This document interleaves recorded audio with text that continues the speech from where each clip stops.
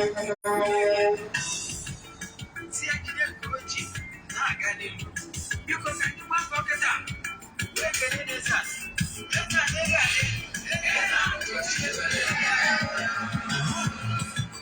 It's not the Ugochi tubelu. Come on, oraifite. You got it.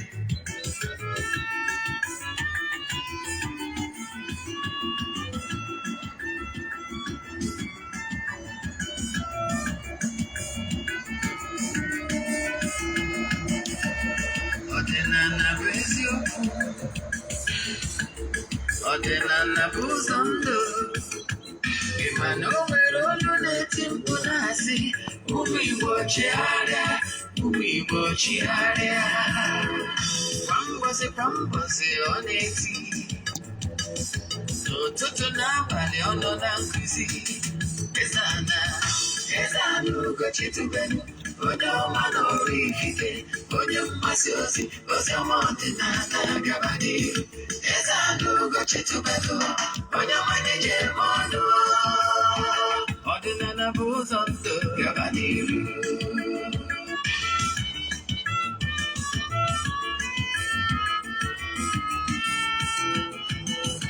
Eze-Ana Ugochi tubelu onye ọma na oraifite onye mgbasa ozi ọma ọdịnala gaba n'ihu Eze-Ana Ugochi tubelu onye ọma na-eje ọnụ ọdịnala bụ ụzọ ndụ gaba n'ihu Eze-Ana ga-adị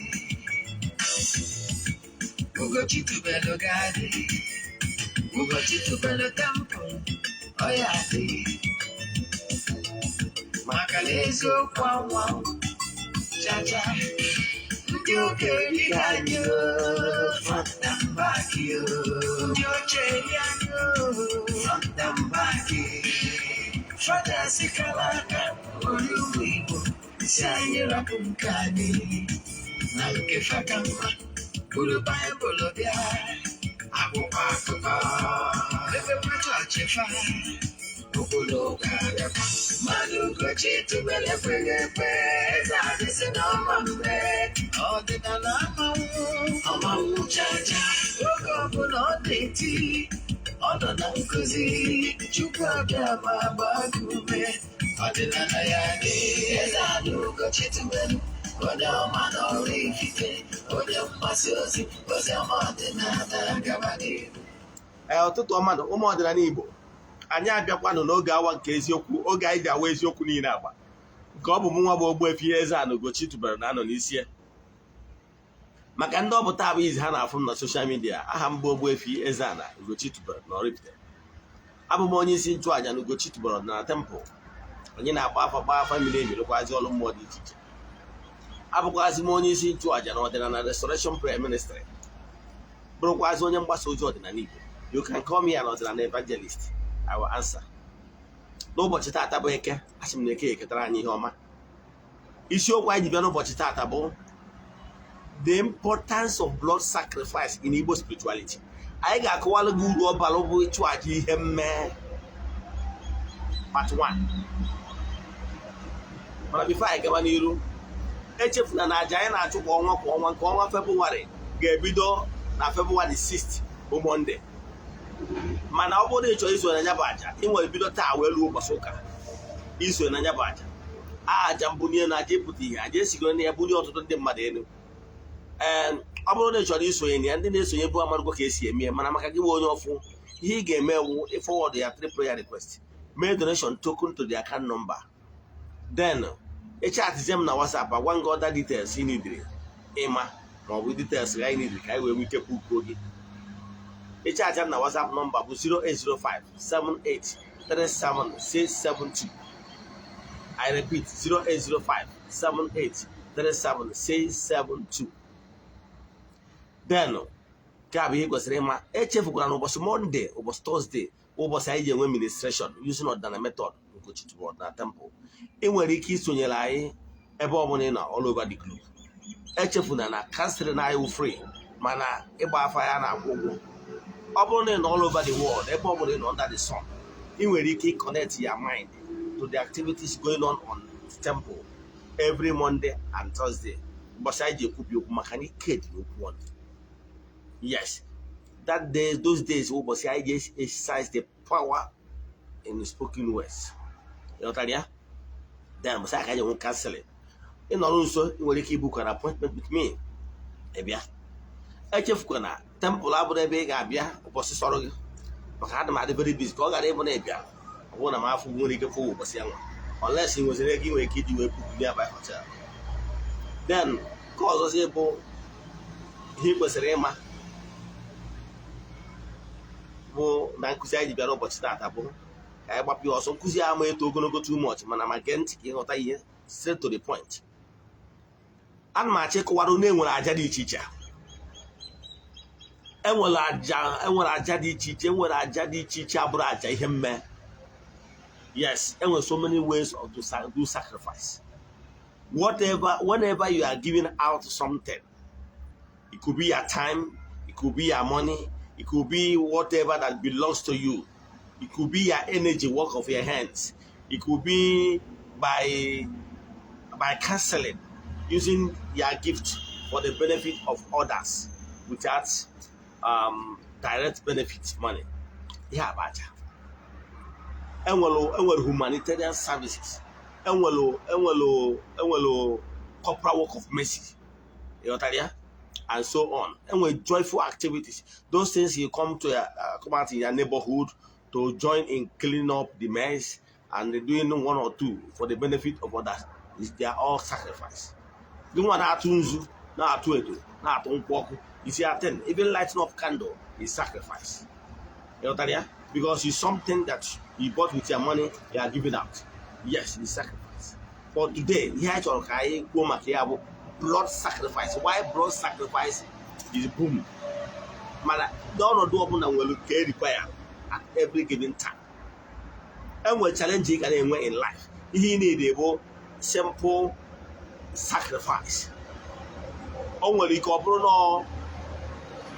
no love, to show love and speak positivity to your life. From a higher human. Yes, and what is in the but don't take it here. But not each other any became they are problem with over. My name was some problem again when I need the again when I try to him man. Because blood sacrifice when you hold you remain in blood sacrifice. You know why? Blood sacrifice is so thick because a life is involved. The blood of that animal in the use as a sacrificial lamb is involved. A soul is involved. A man our head is an animal and a human being. Yes, human beings with spirit is spirit. Yes, our origin is spirit.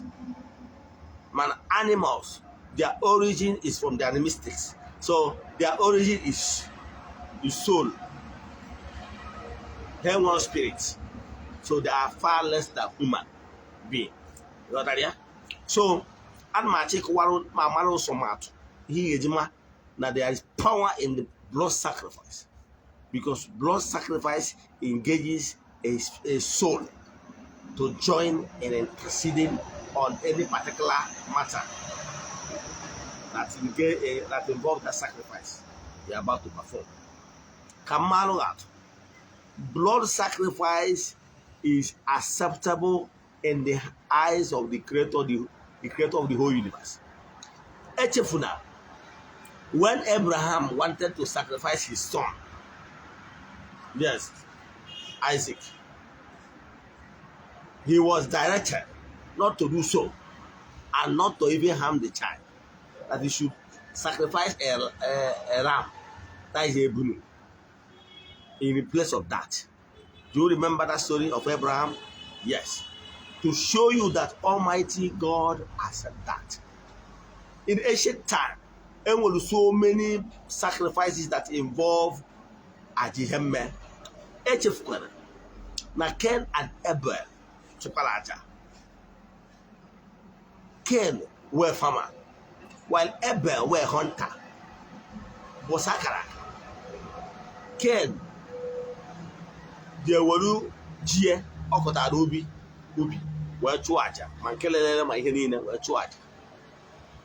Mana nwanne ya bụ Ebel bụ hunter were animal blood sacrifice chụọ aja wee kwuo na anabatara aja ya nwa ọ chụrụ maka na ọ chụrụ aja ziri ezi and also no way blood sacrifice aja ga ghọtara ya. So enwekwara ebe ọdọ m ekwu oturu n'akwụkwọ ndị ụka ọbịa lota that story ekwuru na Jizọs ndị ụka ọbịa pụtara wee fụ onye unclean spirit take over. Agwara m gị in the spiritual realm na Chineke Chukwu Okike kere ihe ọbụla oke na nwunye, kee mma na njọ, kee light and darkness. So nke sọrọ gị mana na Ancient Book ọ gwara gị na ihe ekego mma na njọ, mana ya na-advise gị nwa m were mma. So na ebe ahụ o kere mma na njọ, o mere expect na ị ga-ewere mma maka ọdịmma gị.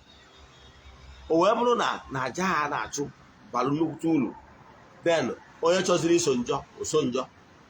So mana enyi wa chịkọwara gị na-enwere mmụọ ọma nwee mmụọ ọjọọ.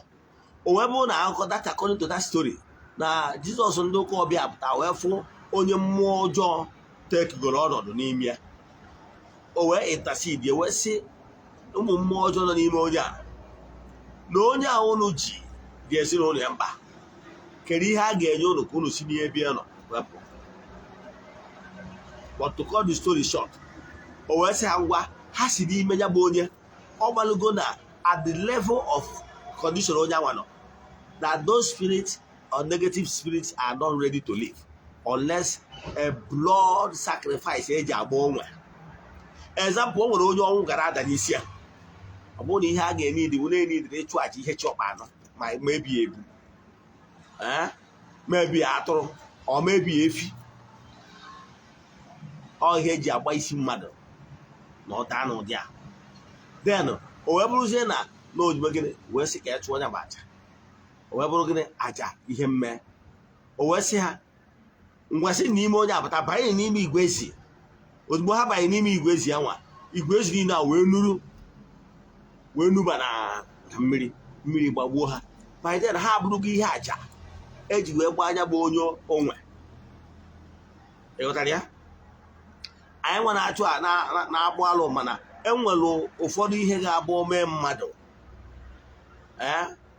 O depended at the level. O nwere otu ma ọ bụ arụ ị ga na-agbụ mmadụ enidie na akwa dị ya, urie m dị ya, ọkụkọ dị ya.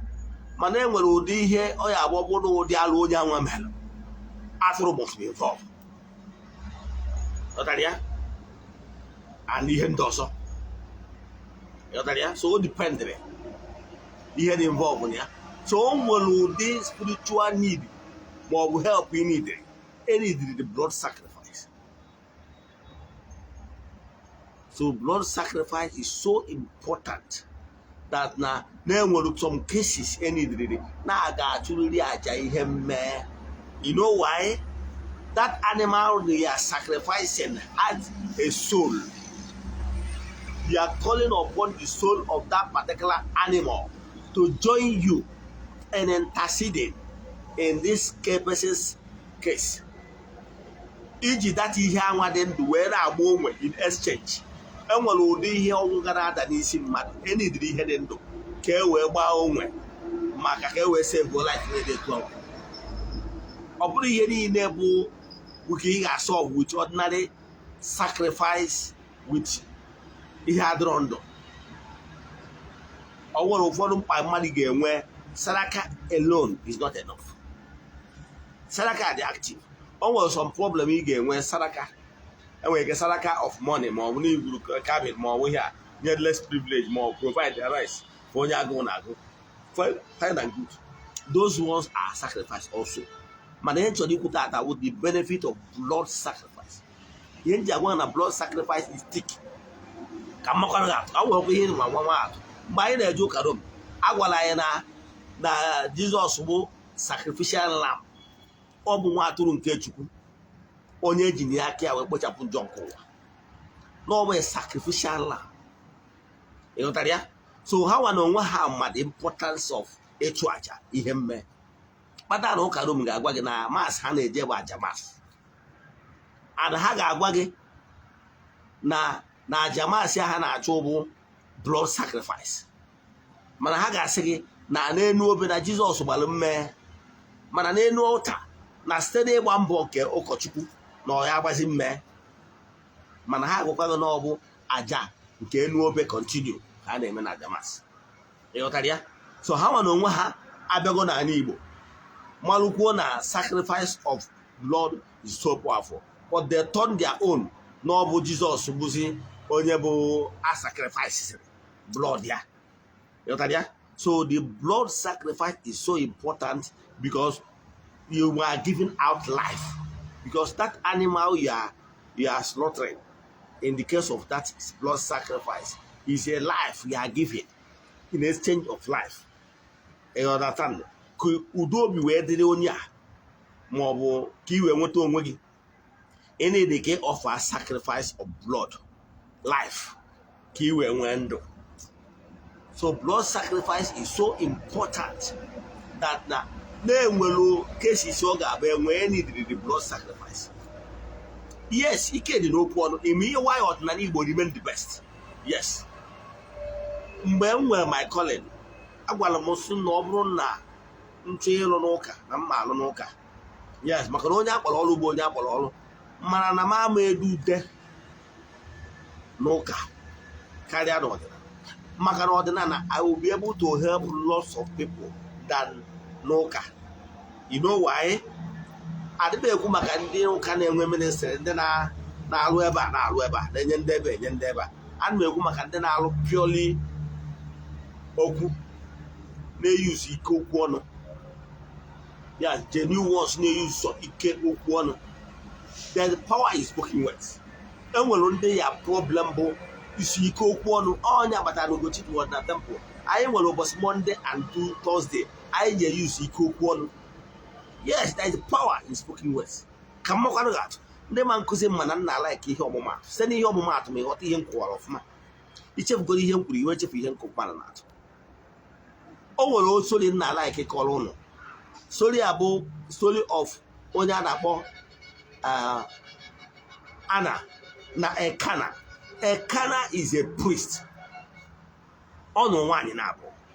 Mana second wife ya bụ Ana. All of them so much. Mana Ana amụtara nwa, mana second wife ya amụtara nwa, first wife ya amụtara nwa, second wife ya bụ Ana amụtara nwa, mana ọ bụ onye nchụaja. Ọ na-ekpe ekpere eri ogologo oge ka a gọzie nwunye ya bụ Ana ka ọ mụtadịgo nwa nke ya. Mana o nwere mmemme ha na-ada ejebe annually a na-akpọ Shilo. Ọ mmemme a ka ndị winners na-eme emulet every December, so na eje Shilo. Yes, maka na mmemme a bụ mmemme a na-eme annually. They have ancient mmemme a bụrụgo mmemme a na-eme ancient time. Ọ bụrụ winners bidoro mmemme dị badị mmemme Shilo. O wee bụrụ na ha kwado ije mmemme Shilo anwa wee luo na mmemme Shilo n'ebe nchụaja na temple ka ha na-anwa jere ebe ahụ wee na-ebe akwa na-akọwa etu o si dị ya n'obi na mwute. Onye nchụaja na ya bụ temple Shilo anwa a na-akpọ Eli wee fụ ya wee sị Ana at a distance wee fụ ka Ana na-ekwu okwu na-ekwu etu o si dị. O nwere ụbọchị ị ga-anọ n'ihe mgbu. You will not be able to picture how you react. Nwere ike ịnọ n'ihe mgbu ahụ, enweghị ike kwupụtara okwu n'okwu n'ọnụ, mana etu isi asụ ude, etu o si ewute gị, you will not even understand how you react then. Onye nọ na-akụ na-pay attention n'ebe nọ ga-ahụta ya reaction ma etu onwe onye ya afọ etu ọ na-ekwu etu ọ dịka ọ na-atọ to himself. Onye ike na-asị ma onye okoloboro mana etu o si wutie n'obi. Eli wee fịa sị Ana, kedu mgbe ị bidoro nwa kwazie mmanya? O wee si onye nwe m na ọ bụrụ mmanya ka ya ṅụrụ, ma na-etu o si dị ya n'obi ka eji bịa n'ihu Chineke, maka na adịghị ka ibe na ọ na-agbawa obi n'ọnya ka eji wee bịa, o wee na-ewute ya. Onye nchụaja anwa bụ Eli echefukwara na di ewe onye nchụaja na-ekwubibi okwu n'isi. Yes, mana this particular case enidiri ka another person to speak a positivity into Ana's life and it will come to life.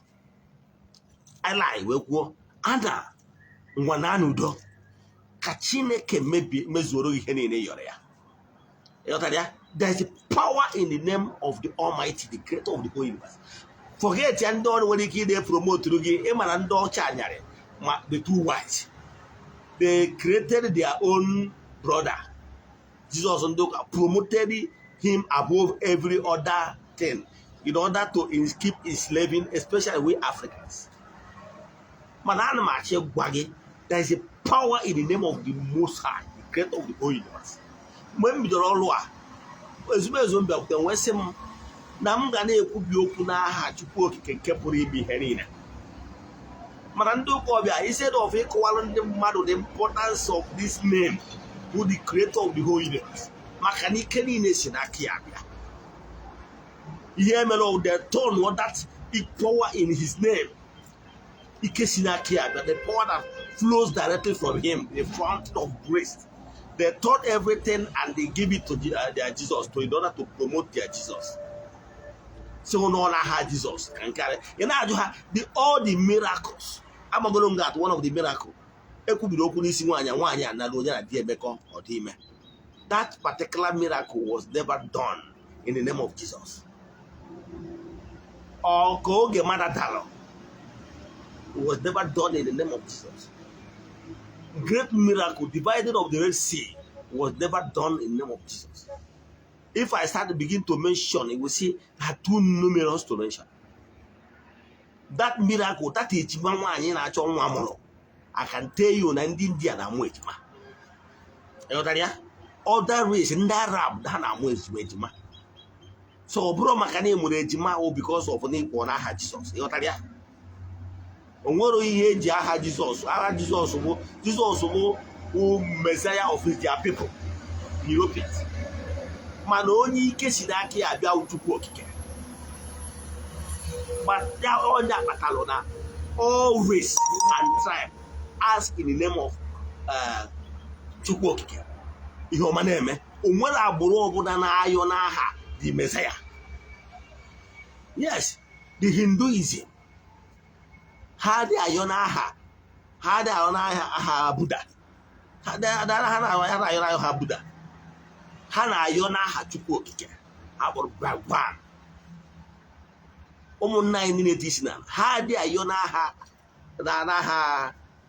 Muhammad. Ha na-ayọ n'aha Allah.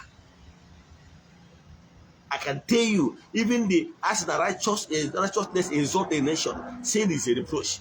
Inemi had a desire for goodies will come. Inemi had enjoy the law of nature will bring bad. I'm not sure that Allah Dangote, I respect him so much, did not ask in the name of any other person. Honor Allah, I had to go. You your name here. They create the phone, the Indians, go to electrical shop, go to pharmaceutical shop, go to spare parts, go to tools, and rest of them, go to generators, set machine. It's either China or India. They are not asking the name of Jesus. And the miracle, I'm here you wear phone, and I'm here you wear the mixture of this pharmaceutical medicines. I'm here. How you know Jesus? How well however, how will they care either about the bringer of their message? But they are not worshiping that bringer of the message.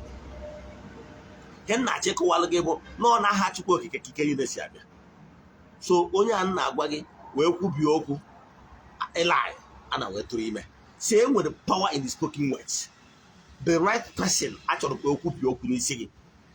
When the time comes, only I get cook your singing. And no could be open this again.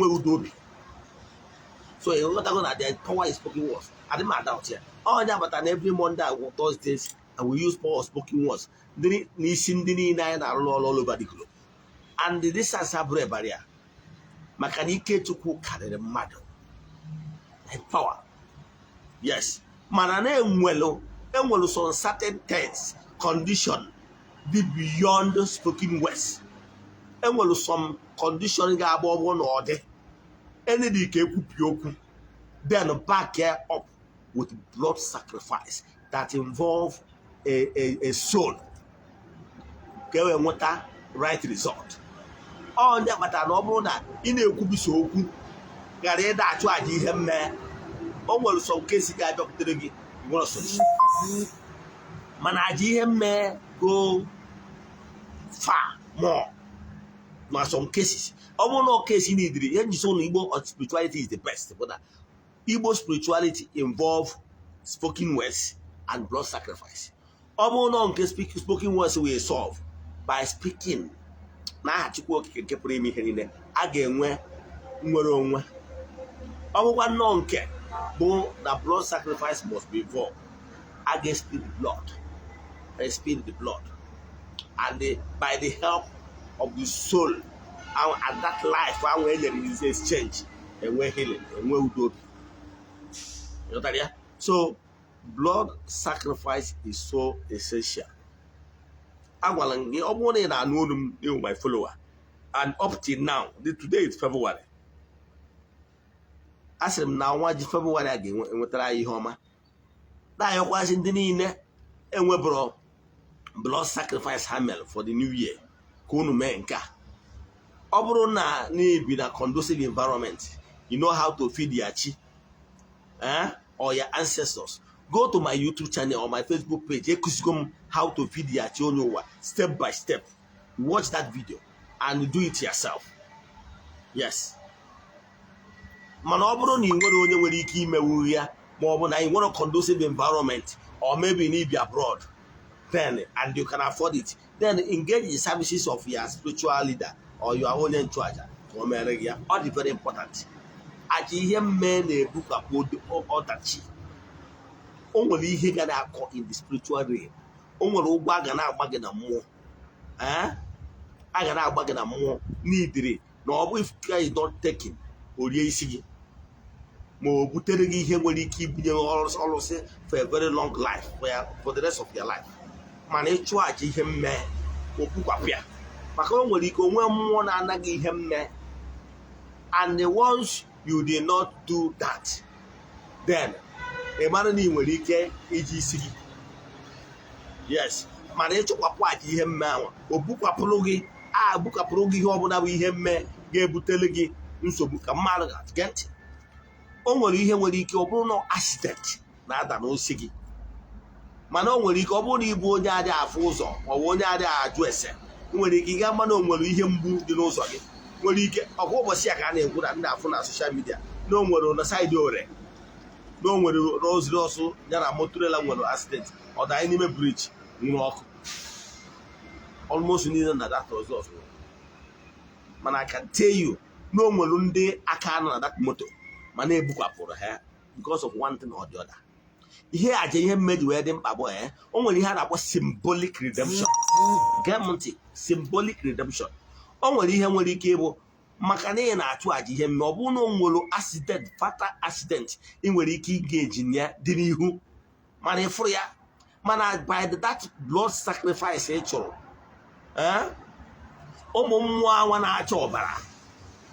because we are living in the world of God's material. Take it or leave it. And we are living in the God's material. In the world of God's material, and will the spirit for the light region, well for the dark region. And they will always come to you as long as in well something in similar with them. So, Obona, all but all the way to blood sacrifice from time to time. Obona, that's more me when they come. For the fact that you already sacrificed Ajihem me. That 10 hours, I will be here able to do mana ifuzie ki ga-esi wee onye save that accident. Onwe diga that accident ya ama emezi eme. Onwe dika omegoro eme. Onwe ka obuzie just dey na aga n'ụzọ. Obi okwu obere ọbara abụọ n'okwu. Eyuzugo that na wee redeem that ọbara apụrụ n'ahụ. Obere okwu anyị kpọbere. Obere ọbara ma ọ dịza awanyere gị ọbara gbaa gị n'aka. Ewere gị wee is a symbolic redemption. E would get where redeem more that one iji akeme ka edis in one accident where this figure open. Emano. Yes, it was symbolic, but some na accusing basalo symbolic redemption. I think I can go from here now. My YouTube channel, maybe go to my some of my old lectures, maybe 2 years ago on my YouTube channel. Yeah, symbolic redemption. So here they say na atu aji him me bora. O nwere ike ọ bụrụ ihe ga-ebute ọnwụ. O nwere ike ọ bụrụ ihe ga-ebute oke ahụ ọnwụ. nwere ike ọ bụrụ ihe ga-ebute nnukwute ihe ọdachi n'isi gị ma ọ bụ n'isi ezinụlọ gị mana ịchụ àjà ihe mme a obukwapụ ya ihe a jegoro ime ọ bụgoro na ihe anwa bụ ihe aka eri isi ihe a ga-eme o nwere ike ọbazie mee symbolic redemption o nwere ike ị na-agafe etu a eze ụkwụ na bọtụ mistakenly ọbara that blood that gush out onye aka wee redeem that thing ama no due to na he already found favor o nwere ike ịchụgo àjà ihe mme o wee wuzie na ịnwetako favor then need ozi ka o mechazie etu ahụ o si wee plan nwezi obere symbolic maybe obere wound ma nwezi ike ọ bụrụ nke dị ma nwe ike ma ya emezi na-eme you know why because a life has been paid for exchange of your own well-being. That life, that soul of that animal is spilled that time for your own good. Ndoka ya gwakwo na Jesus na spill go ọbụla Jesus na-enu obe ka iwe nwere onwe gị okay na adịka ha na-ekwu ya some of these people this their nkụzi egbu nkụzi ọdịnala dịbụ na be anyị ka ha ji gbanwee in exchange wee modernize ya o wee bụrụ nkụzi ha nkụzi ndị Rome maka ha nwakwetara si na ọbara Jesus spill na-enu obe na ejige in exchange wee kwụọ ụgwọ mụ na gị ji ọ ya na-agwa anyị mgbe ahụ so na ha nwakwetara na sacrificing life can actually save life. Mana ha ya agwa ha bezi ha condemn ọdịnala nwanne ike dị ọdịnala nke bụ eziokwu bụ na ndị mmadụ aghọtara ọdịnala ndị mmadụ chere ọdịnala bụ get rich quick maka ka ngwa wata ịbụrụ onye na-achụ aja ihe mme ịbụrụ eko onye ọdịnala ife anyị eme mgbo ịghọtara ya ọtụtụ ihe nwere ike ime gị aja ị na-achụ and being a honest person and a core ordinary person ga na-ebukwapụ ya ọbụgbadị niile ka deba bụ billionaire a ga-enwerịrị ndị ga-abụ ogbenye ka m nwere okwu ekwu na Ancient Book wee kwuo na akwụkwọ Ancient Book a gwara ụmụ Israel sị na m ga-eduga ụnụ na enwere mmiri ara ehi na mmanụ mana na ya ma ewezighị ụmụ ogbenye n'etiti ụnụ a ga-enwerịrị less privilege. Yes, as in the financial muscle. Mana ihe na-achịkwa asị onye ọdịnala ị na-practice ọdịnala genuinely and they have paid up their dues ihe ị ga-eri ama akọ na tagị n'aha Chukwu okike kepụrụ ime ihe niile. Yes, you know why? Even now what do you say? Na ụmụ nnụnụ nke igwe azụ bi na mmiri ha enwere ubi ma ọ bụ ọba mana Chukwu nke igwe na-azụ ha nri. Meaning that God Almighty have made provision that those ndị kwere na ya ndị na-ebi ndụ dị mma ndị na-enwe respect for ya Chukwu okike na ihe ha ga-eri na ihe ha ga-aṅụ ama akọrọta ha. They might not be billionaires maka na ụwa mmadụ niile ama abụcha billionaire maka na ọ bụrụ mmadụ niile ka e nyere onyinye amara ịbụ ọgaranya ego. Enwere ọgaranya dị iche iche ihe niile abụrụ ego enwere ọgaranya amamihe ndị their wisdom dị second to none ndị their academic excellence is second to none na class first ka ọ na-agba ịghọtara ya first ihe o ji apụta even ọ baa ya nsụcha ọnwa eke ọ bụghị HND o ji decision pụta adị ama aka brain ya bụrụ ị nwere ike a na-ekuzi nkụzi na klaasị si egwuregwu ọnụ ga na-ekuziri datin ọbago ọbụla ọbago ọnụ na revision o nwere ndị dia brain owu super ọnụ ga na datin for the first time ekuziri ya ọ baa na ọbago ụbọchị exam efi ọ na-ede eri na nwa onye m na-aga memorize ya si gị kere ebe anyị agụ mana brain mmadụ na-abụrụ nwa onye m na nke ya bụ ọgaranya nke ya bụ ọgaranya ahụike efi akpọkịrịkpọ 90 years ka 100 years ịkpọkịrịkpọ ezi ya ka ibuje na moto ọsụgọ mbata ọnwa na basikoro ya zuru ya ọkịrịkpọ ọ dị ahịa ahụ from January to December ịghọtara ya nwa onye nwere the money mana ọ dị ndụ mkpụrụ ọgwụ oge ọbụla adaghị ahịa nka na ahịa nka ịghọtara ya o nwere ike before ọ na-eru 80 years ọ nawachi o nwere onye e nyere amamihe nwa mmanụ na by the man has passed on a na-akpọ the man last when the man was alive. Any history ịchọ ka akọrọ gị akụkọ ọkpụtọrọ ọkpụ dị n'obodo o nwere ike ịbatara ya clan mention ụba nne m si gị nwa na onwe ha edu surprise. O nwere intensive memory. Ịghọtara ya? O nwere ndị Igbo na-amamihe ọmụmụ akụ na ụba ọmụmụ ụmụ ya eju ebe niile. Ịghọtara ya? Ụmụ ya eju ebe niile. O nwere ike ọ bụrụ ụmụazị a ga-esi na ya wee gọzie n'ụwa mgbede.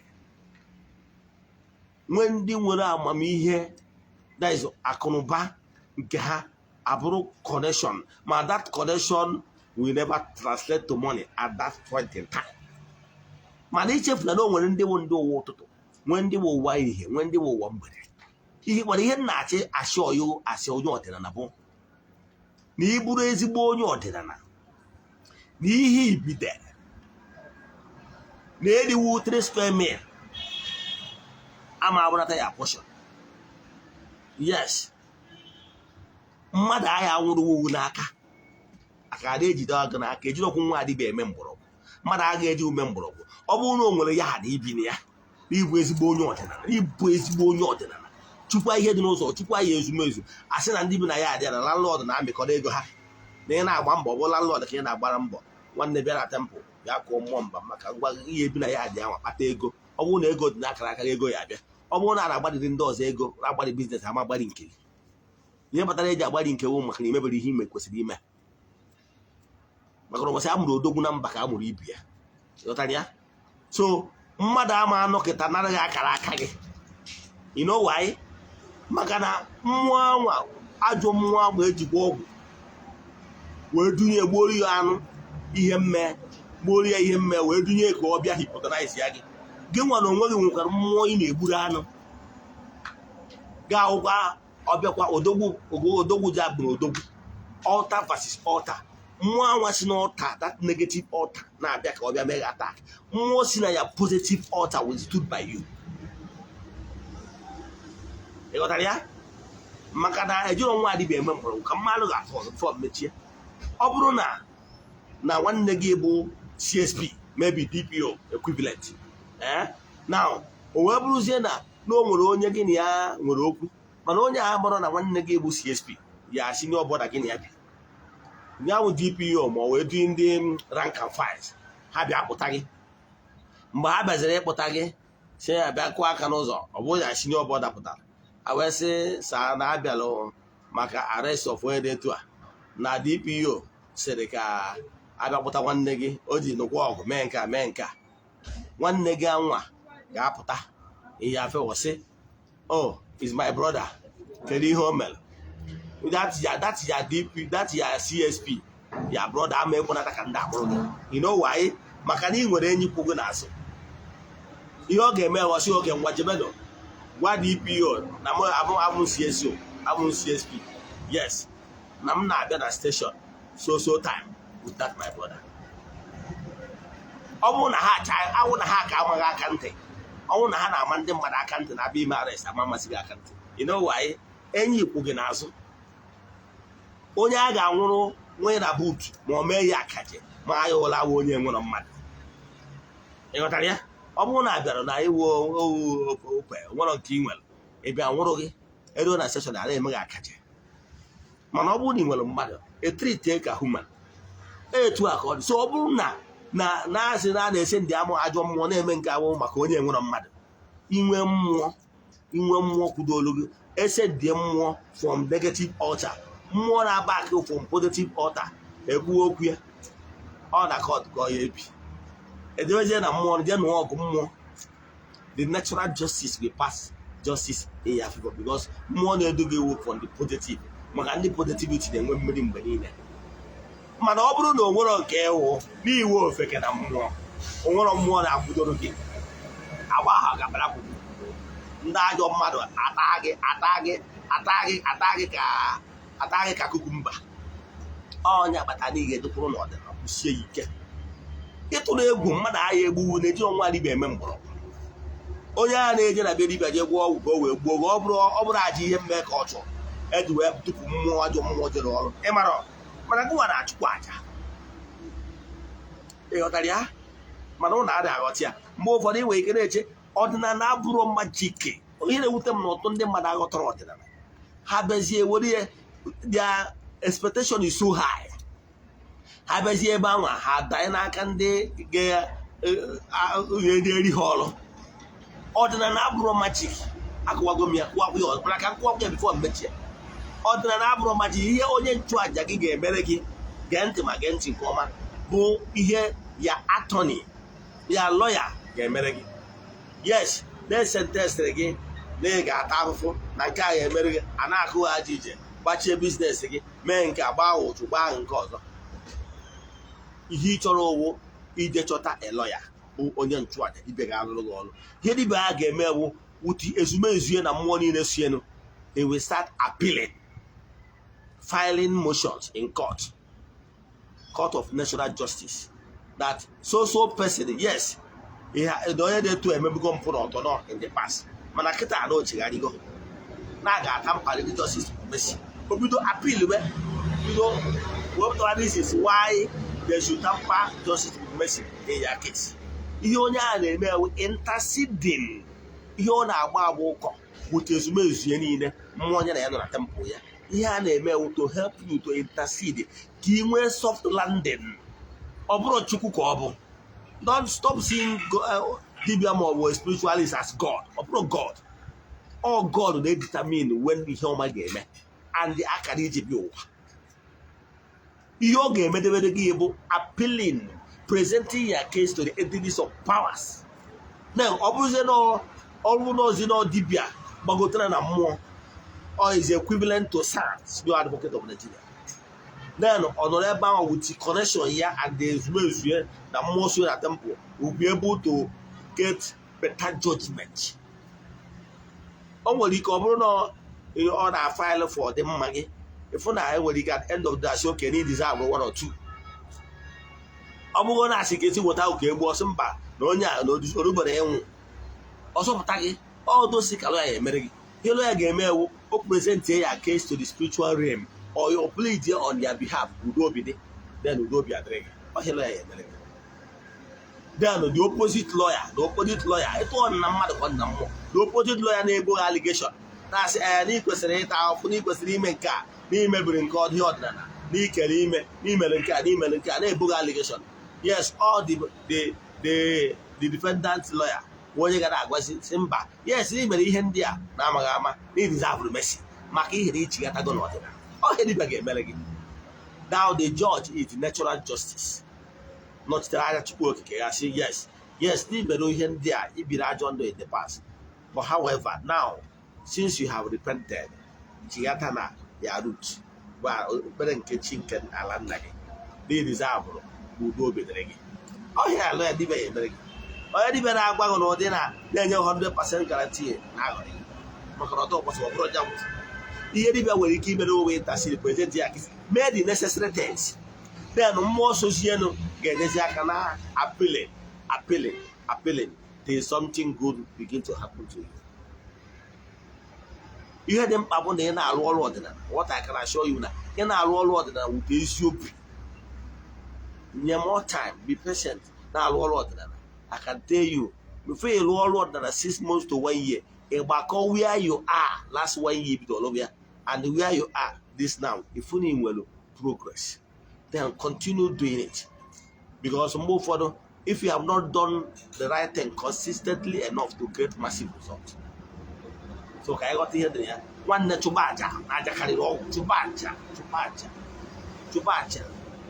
aja karịrị ọgwụ. Ndị na-eche nkụzi a, share it to your friends and well wishes. That is the only thing you can do for them. That is the only thing they can benefit for you. Anyị ga-afụkwa ụtụtụ echi. Lecture anyị ga-abụ by 8 o'clock. Ya gazie.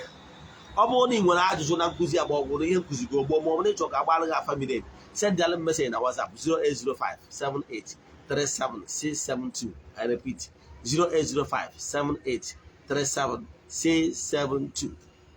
Nke ọzọ bụ mmesịa program na mma agba aha mmadụ na-abụ anyị chọrọ ka anyị one of our fans ndị anyị chọrọ ka anyị give away nke ọnwa Jenụwarị a mmadụ na-abụ mmesịa program mmemme that short program for giveaway mma akpọ their names.